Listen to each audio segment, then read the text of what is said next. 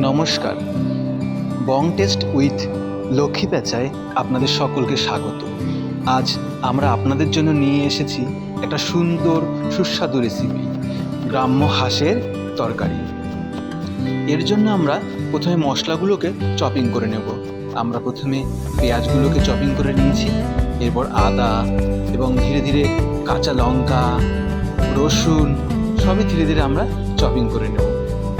কিন্তু কী হয়েছে, চপিং করার পর আমার মিসেস বলছে যে না, চপিং করে নিলে তরকারির যে গঠন বা স্ট্রাকচার সেটা ঠিক হবে না, ওইগুলোকে পেস্ট করে নিতে লাগবে। বাবা, মিসেস বলেছে আমাকে তো আর কিছু বললে হবে না, তার কথা আমাকে শুনতে হবে। তো সে তার মতন পেস্ট করে নিল তরকারি, ওই মশলাগুলোকে পেস্ট করার পরে মশলাগুলোকে একটা কাঁচের পাত্রে রেখে দিল। তারপর ওখানে আমাদের কড়াইটা বসিয়ে ওকে তাতিয়ে দিল। দেখেছেন তো, কড়াই তেতে গেছে, ওর মধ্যে সর্ষের তেল দিয়ে দিল। আমরা কিন্তু সর্ষের তেলই খাই, হ্যাঁ, অন্যান্য তেল খাই না। অনেকে বলে অন্য তেল ভালো, কিন্তু আমরা সর্ষের তেল ছাড়া অন্য কিছুতেই কোনো তরকারি রান্না করে খাই না।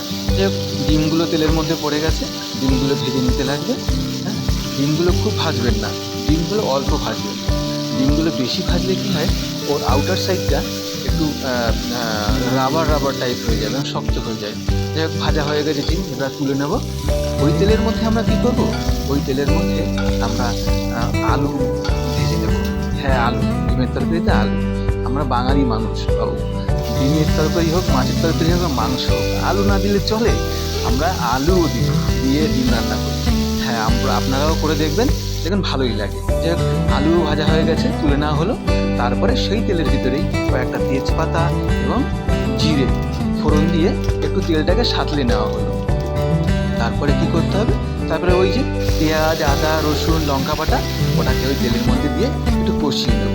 কষিয়ে নেওয়ার পরে কি করেছে, ওই ভেজে রাখা আলুটা ওই মশলার মধ্যে দিয়ে আবার 2-4 মিনিট কষিয়ে নেবে। তারপর ওই যে মশলার পাত্রে পেঁয়াজ, আদা, রসুন রেখেছিল, সেই মশলার পাত্রে জল দিয়ে ধুয়ে ওই জলটা দিয়ে দেবে। তো হ্যাঁ, মাঝখানে তো আবার দেখলাম চিনিও দিয়েছে। তবে হ্যাঁ, তরকারিটাকে মিষ্টি করার জন্য চিনি দিতে নেই। তরকারির ভিতরে যে মশলাগুলো দিয়েছে তাদের মধ্যে একটা ব্যালেন্সিং আনার জন্য এই চিনিটা দিতে হয়। যাই হোক, আপনারাও দিয়ে দেখবেন তরকারির ভিতরে কোনো মশলার কম বেশি হয়ে গেলে না, সেই মশলাটাকে ব্যালেন্সিং এনে দেয় এই চিনি। যাই হোক, তরকারি গরম হওয়ার জন্য উনুনের উপর রেখে দিয়েছে, ডিমও দিয়ে দিয়েছে। তরকারি ফুটলেই আমাদের হাঁসের ডিমের রেসিপি রেডি। দেখুন, তরকারি ফুটছে, ফোটার পরে তরকারির মধ্যে কিছু জিরে বাটা আর গরম মশলা একসাথে দিয়ে দেওয়া হলো। তরকারি হয়ে গেছে। ওফ, তরকারির কালারটাও কিন্তু খারাপ হয়নি, বেশ ভালো হয়েছে। নামিয়ে নিল। এইবার এত পরিশ্রমের ফল।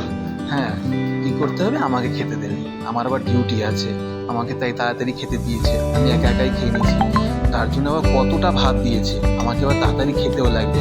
ভাত না খেলে কথা শুনতে হয় আমাকে।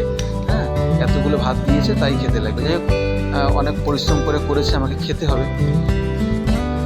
দেখি খেয়ে কেমন হয়েছে। খেয়ে তো তাড়াতাড়ি ডিউটি যেতে লাগবে, আমাকে তাড়াতাড়ি খেতেও হবে।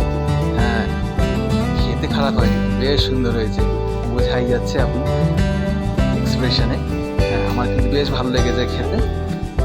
তাড়াতাড়ি খেয়ে আমাকে খেতে দিয়ে আমার মিসেস আবার সামনে দাঁড়িয়ে থাকে। বেশ ভালো হয়েছে, খুব টেস্ট। আপনারাও বাড়িতে এরকম করে দেখবেন, খেয়ে দেখবেন, বেশ ভালো লাগবে।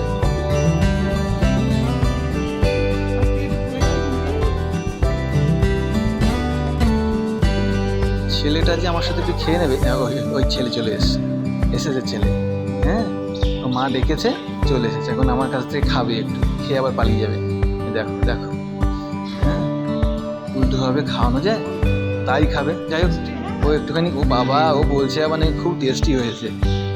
ও টেস্টটা বেশ ভালোই বোঝে।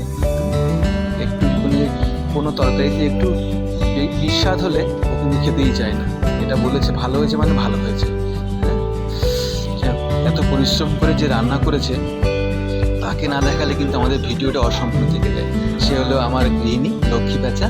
হ্যাঁ, ওর ভালো নামও আছে গায়ত্রী। যাই হোক, ওকে আশীর্বাদ করবেন এবং আমাদের সঙ্গে সমর্থন রাখবেন আপনাদের।